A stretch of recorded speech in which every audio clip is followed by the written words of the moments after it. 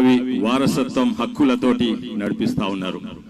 జాతీయ పార్టీలు కొన్ని ఉన్నాయి, ప్రాంతీయ పార్టీలు కొన్ని ఉన్నాయి. అక్కడ వారసత్వం హక్కులు ఉంటాయి. కానీ ఎప్పుడు కూడా మనం ఒక డైనాసిటీ రూల్ సిస్టమ్ కానీ భారతదేశంలో స్వాతంత్రం నుంచి ఇప్పటి వరకు ఏ రాష్ట్రంలో కూడా ఒక కుటుంబ పాలన చూడలేదు. అది ప్రపంచంలో కూడా ఎక్కడ చూడలేదు, శ్రీలంకలో తప్ప. అంటే ఒకటేసారి 5-6 మంది ఒకటే కుటుంబం నుంచి ఒక రాష్ట్రాన్ని పాలిస్తున్నారు. ఇది రాష్ట్రం మాది, ఇంకెవరు రావద్దు, ఇది దీని మీద మా హక్కే ఉండని అది వాళ్లకు నెత్తిలకెక్కిపోయింది. కానీ ఈ రోజు మనం ఫోన్ ట్యాపింగ్ గురించి వింటున్నాము. అది నిన్న మొన్న కాదు, అది 2017 కంటే ముందు నుంచే జరుగుతున్నది. అప్పుడే వాళ్ళు ఫోన్ ట్యాపింగ్ ద్వారా మరి ఎన్నో సర్వేల ద్వారా అప్పుడే తెలిసిపోయింది ఏంటంటే టిఆర్ఎస్ పార్టీ ఓడిపోతుంది. అందుకే ఎంతో మందిని హింసించిండ్రు, ఎంతో మందిని బైండ్ ఓవర్లు చేసిండ్రు, ఫోన్ ట్యాపింగ్లు చేసి అది కూడా ఎట్టి పరిస్థితులు ఓడిపోతామని మొట్టమొదటి తెలంగాణ ప్రభుత్వము 5 ఏళ్లు కూడా పాలించలేకపోయినరు. అది ముందస్తు ఎలక్షన్స్ పెట్టుకున్నారు ఆ భయానికి. అప్పటి నుంచి ఇప్పటి వరకు ఫోన్ ట్యాపింగ్ల ద్వారానే, లేకుంటే పోలీసును ఒక యంత్రంగా లేకుంటే ఒక ఆయుధంగా అస్త్రం తీరుగా వాడుకోనే గెలిచిన పార్టీ అది టిఆర్ఎస్ పార్టీ, ఇప్పుడు బిఆర్ఎస్ పార్టీ. ఆ పార్టీని నేను ఎలక్షన్ కమిషన్ కు తప్పక రాస్తాను. ఆ పార్టీని డిజాల్వ్ చేయాలి.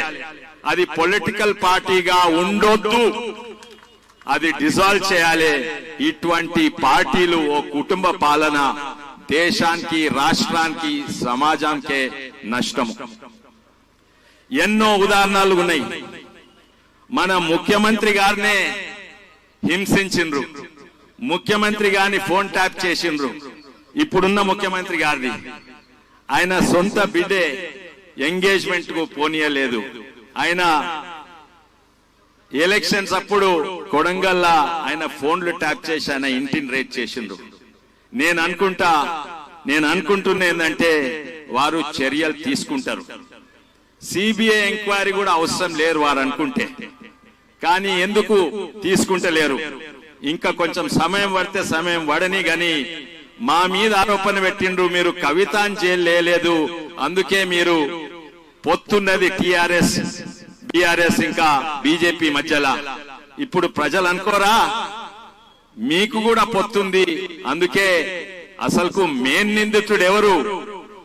వాడుకున్న పోలీస్ కాదు, ఇది సీఎం గారి కుమారుడే వాడుకున్నారు. వాళ్ళే A1 చేయాలని నేను అనుకుంటున్నాను. ఇవి మీకు ఇంకా సమయం ఉన్నది, వీరి మీద చర్యలు తీసుకోవాలి. ఇంకోటి ఏంటంటే దీన్ని ఎన్నో కేసులున్నాయి. సెంట్రల్ టెలిగ్రాఫ్ యాక్ట్ అయినా, అదే కాక వీళ్ళు జడ్జెస్ కాడి నుంచి బిజినెస్ రియల్ ఎస్టేట్ల నుంచి వాళ్ళ ఫోన్ కూడా ట్యాప్ చేసిండ్రు. బిజినెస్ వాళ్ళ దగ్గర ఎవరన్నా మద్దతు ఇస్తుందంటే అపోజిషన్ కు వాళ్ళను బ్లాక్ మెయిల్ చేసి హింసించి వాళ్ళ దగ్గర పైసలు వసూలు చేసిండ్రు. ఇది ఆ యాక్టే కాదక ఇది ఒక ఆర్గనైజ్డ్ క్రైమ్ కిందికి పోవాలి. దీంట్లో బెయిల్ దొరకదు. ఆర్గనైజ్డ్ క్రైమ్ అంటే మాఫియా.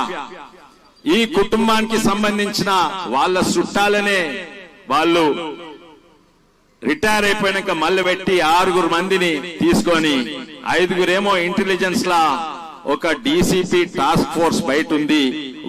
వీళ్ళకి సంబంధం ఏముంది? ఇది తప్పనిసరిగా వీళ్ళొక ఆర్గనైజ్డ్ క్రైమ్ కింద కూడా బుక్ చేయాలని నేను ఉన్న కాంగ్రెస్ ప్రభుత్వంను, ఉన్న పోలీసును విజ్ఞప్తి చేస్తున్నా. తప్పనిసరిగా ముందు పోయిన ఎలక్షన్స్ కూడా బీజేపీయే గెలుస్తుండే, మన మీద మట్టి సల్లిండ్రు, బురద సల్లిండ్రు, దుష్ప్రచారం చేస్తుండ్రు. కానీ ఇప్పుడు ప్రజలందరూ చూస్తున్నారు. ఇప్పుడు తెలుస్తుంది అందరికీ పొత్తు ఎవరి మధ్యలో ఉంది అని. వచ్చే ఎన్నికలలో ఇప్పుడు సర్పంచ్ ఎలక్షన్స్ ఉన్నాయి, జెడ్పీటీసీ ఎలక్షన్స్ ఉన్నాయి. ఈ అన్నిట్లో కూడా బీజేపీ చూస్తుంది. ప్రజల నమ్మకము బీజేపీ మీద, మోడీ గారి మీద ఉంది. ఈ రెండు పార్టీల మీద నమ్మకం మొత్తంకే పోయింది. తప్పనిసరిగా లక్ష్మణ్ గారు అన్నట్టు ఒకవేళ వీరు ఇమీడియట్లీ చర్యలు తీసుకోవాలంటే తప్పనిసరిగా అది సిబిఐకి పోవాలి. ఈ పార్టీని కూడా డిసాల్వ్ చేయాలని నా